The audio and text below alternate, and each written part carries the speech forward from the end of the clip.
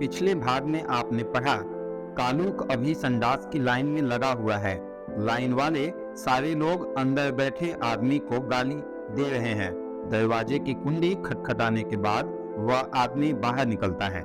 सभी उसे और गालियां देते हैं और इसी तरह करके कालू का नंबर आ जाता है। दूसरी तरफ घर पर रानी खाना बना चुकी होती है। वह अपना खाना निकालती है, बेटी रजनी का खाना निकालती है, सबके टिफिन पैक करती है। इतने में कालू अपना काम निपटा कर वापस आ चुका था। तीनों घर लॉक करके रजनी को स्कूल छोड़ते हुए अपने काम पर जाने के लिए लोकल की टिकट लेकर निकल पड़ते हैं। काम पर पहुंचने के बाद कालू और रजनी खंभे में कंक्रीट भर रहे थे और ऐसा करते हुए उनके ऊपर का निर्माणाधीन हिस्सा दोनों के ऊपर आ गिरा। दोनों उसमें दबकर मर गए। अब आगे। अरे यह क्या हुआ? अचानक ये हिस्सा इन दोनों के ऊपर कैसे आ गिरा?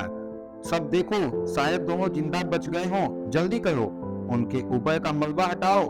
देर मत करो, क्या पता जल्दी निकल जाए तो शायद जान बच जाए। हादसे को देखकर सुपरवाइजर गला फाड़कर चिल्लाया। वहां काम कर रहे ज्यादातर मजदूर उस निर्माणाधीन हिस्सा को भी गिरा था की तरफ भागे कि शायद उन दोनों की जान बचाई जा सके। अरे जल्दी हटा भाई, क्या पता शायद जान बची हो।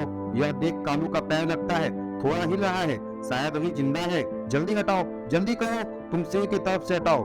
मजदूर आपस में एक दूसरे को सलाह दे रहे थे और उनके ऊपर गिरा मलबा हटाए जा रहे थे। घंटे भर में वह दोनों मलबे से बाहर तो आ चुके थे, पर उनके शरीर में कोई हरकत नहीं हो रही थी। कालू, कालू, उठ कालू, होश में आ कालू, कुछ बोल। कालू के पहचान का उसका एक पड़ोसी जो मजदूरी करता था कालू को होश में लाने की कोशिश करता हुआ चिल्लाया, यह लो पानी की बोतल, छींटे मारो दोनों के चेहरे पर, शायद होश में आ जाएं। सुपरवाइजर ने पानी की बोतल एक मजदूर को थमाते हुए कहा, हेलो 108, हाँ यहाँ कंस्ट्रक्शन साइट पर एक हादसा हुआ है, 2 मजदूर जख्मी हो गए हैं, जल्दी एम्बुलेंस भेजिए। सुपरवाइजर एम्बुलेंस के नंबर पर कॉल कर रहा था। 10 मिनट में ही एम्बुलेंस वहां पहुंची और दोनों को एम्बुलेंस में डाला गया। उनके पड़ोसी मजदूर को उनके साथ भेजा गया। दोनों सांस नहीं ले रहे हैं, ऑक्सीजन लगाओ, और हार्ट बीट भी दोनों की रुक गई लगता है। प्रेस कार्ड को चार्ज करो और दोनों को बारी बारी से शॉक करो, तैयार हो। एम्बुलेंस के अंदर वार्ड बॉय अपने साथी से बोला।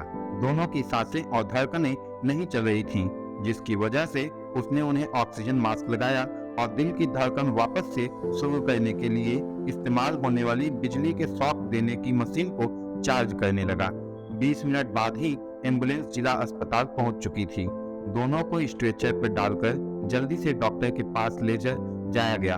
इनके साथ क्या हुआ? दोनों तो बड़ी बुरी हालत में दिखते हैं, डॉक्टर ने वार्ड बॉय से पूछा।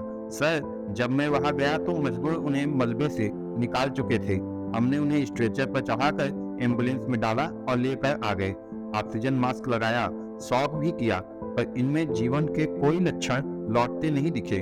वार्ड बॉय ने डॉक्टर को पूरी घटना अवगत कराया। नर्स, दोनों का ईसीजी तुरंत करो, कम से कम पता तो चले कि दोनों में से किसी में थोड़ी भी जान बची है या नहीं।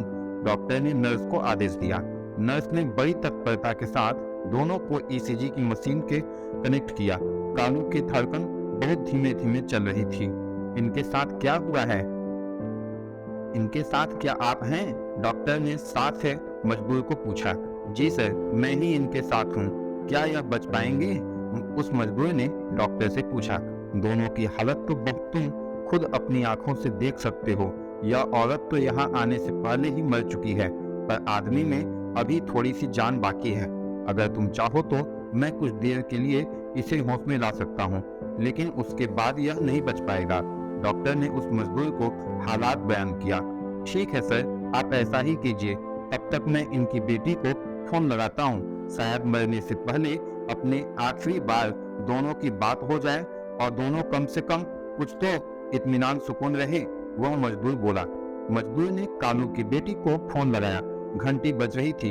हेलो बेटी, मैं तुम्हारे पापा के साथ काम करने वाला तुम्हारा पड़ोसी बोल रहा हूँ। तुम्हारे माँ और पिताजी काम करते हुए मलबे में दब गए। तुम्हारी माँ तो चल बसी, लेकिन तुम्हारे पापा अभी तो जिंदा हैं। तुमसे बात करेंगे, लाइन पर रहना। उस मजदूर ने कालू की बेटी से पहले बात की, फिर कालू के होश में आने का इंतजार किया। कुछ मिनटों में कालू होश में आने लगा। रजनी बेटा, तेरी माँ तो चल बसी, अब मैं भी जाने वाला हूँ। अपना ध्यान रखना, मन मजबूत रखना और जीने के लिए जो भी कुछ करना पड़े करना, कभी डरना मत। बेटी तो इतना कहते ही कालू के सांसों की डोर टूट गई। पापा पापा, तुम दोनों मुझे छोड़कर ऐसे नहीं जा सकते। रजनी ने फोन पर ही विलाप शुरू कर दिया। तेरी बड़ी याद आएगी रे कालू, उसके एक मजदूर साथी ने नम आंखों से कहा और कालू की खुली आंखें अपने हाथों से बंद की। कालू अब इस दुनिया में नहीं था। अरे क्या हुआ?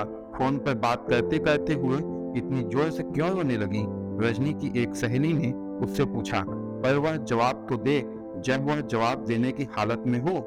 रजनी की उस सहेली ने उसके हाथ से छूटे फोन को उठाया और दूसरी तरफ फोन पकड़े कालू के दोस्त से पूरा हालचाल पूछा। मैडम, रजनी को आज छुट्टी दे दो, उसके माँ पिताजी दोनों की मौत हो गई है। रजनी की उस सहेली ने जाकर टीचर से कहा। अरे अचानक कैसे कैसे हुआ यह सब? टीचर उस लड़की से पूछा। जी मैडम, उन दोनों के सर पर भारी मलबा आ गिरा। उस लड़की ने हड़बड़ी में समझाने की कोशिश की। अच्छा ठीक है, एक काम करो, तुम उसे लेकर अपने माँ बाप के पास अस्पताल में ले जाओ। टीचर ने उस लड़की से कहा। चल रजनी, तेरे मम्मी पापा के पास अस्पताल चलते हैं। रजनी की सहेली ने उसके पास आकर कहा। दोस्तों, आगे क्या हुआ जानेंगे अगले भाग में, और अगला भाग आपको अगले दिन शाम के 3 बजे पढ़ने के लिए मिल जाएगा। और उसको पढ़ने के लिए आप लोग सबसे पहले चैनल को सब्सक्राइब करके नोटिफिकेशन बेल को ऑन पर सेट कर दें, ताकि अगला भाग का नोटिफिकेशन आपको सबसे पहले मिल सके। साथ एक चीज और कि आप लोग को यदि कहानी पसंद आ रही हो तो इसे लाइक और शेयर जरूर कीजिएगा। मैं आपसे मिलूंगा अगले भाग में, तब तक के लिए धन्यवाद।